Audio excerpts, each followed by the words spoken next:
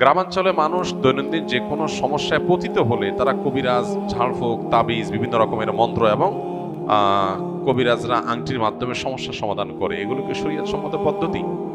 আমরা গ্রামে থাকি কিংবা শহরে, আমাদের জীবনে বিপদ আপদ, বিভিন্ন ব্যত্যয়, মুসিবত, অসুখ বিসুখ, বিভিন্ন রকমের কষ্ট দুঃখ এগুলো আমাদের জীবনে আসবে, আসতে পারে।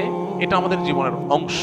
আল্লাহ জীবনকে এইভাবেই করেছেন যেখানে সব সুখ দিয়ে ভরা থাকবে না, সুখে দুঃখ ভরা থাকবে। এখন যখন আমাদের কোনো কষ্ট হবে, দুঃখ হবে, অসুখ বিসুখ হবে, বিপদ আপদ হবে, আমাদের একজন মুসলমান হিসাবে প্রধান এবং প্রথম করণীয় হবে আল্লাহর দিকে মনোনিবেশ করা, আল্লাহর কাছে দোয়া করা, সাহায্য চাওয়া। নবীজি সাল্লাল্লাহু আলাইহি ওয়াসাল্লাম বলেছেন, তোমাদের কেউ তার পায়ের জুতোর ফিতাটাও যদি ছিঁড়ে যায়, সে আল্লাহর কাছে দোয়া করবে। মনে করতে পারি আমরা যে এটা আবার কি এমন বিপদ যের জন্য আল্লাহর কাছে দোয়া করতে হবে। মূলত আমার পায়ের ফিতা ছুটে গেছে, আমি এটা ঠিক করে ফেলতে পারবো হয়তো, তারপর আমি মনে মনে আল্লাহর কাছে দোয়া করবো, আল্লাহ এটাও একটা বিপদ হতে পারে, আকারে ছোট, আপনি সাহায্য করেন যেন সহজে আমি রিপেয়ার করতে পারি, এটাকে সারতে পারি, ঠিক করতে পারি। এই মেন্টালিটি থাকতে হবে। তাহলে বিপদ আপদে আল্লাহর দিকে মনোনিবেশ করা এটা আমাদের ঈমানের গুরুত্বপূর্ণ একটা দাবি। কিন্তু আজকাল বস্তুবাদ আমাদেরকে এমন ভাবে গ্রাস করে ফেলেছে, জ্বর হলে, শরীর ব্যথা হলে আমরা নাপা খেলে ভালো হয়ে যায়। এবং এর কারণে এই নাপা বা ঔষধ, মেডিসিন, ডাক্তার, ট্রিটমেন্ট এগুলোর প্রতি আমাদের আস্থা, বিশ্বাস এমন লেভেলে চলে গেছে, আল্লাহর দিকে আমাদের মাথা যায় না। যখন আমাদের দেয়ালে পিঠ থেকে যায়, যখন আর কিচ্ছু করার থাকে না, তখন আমরা এবার বলি একটু আল্লাহর কাছে দোয়া করি, আল্লাহর কাছে সাহায্য চাই।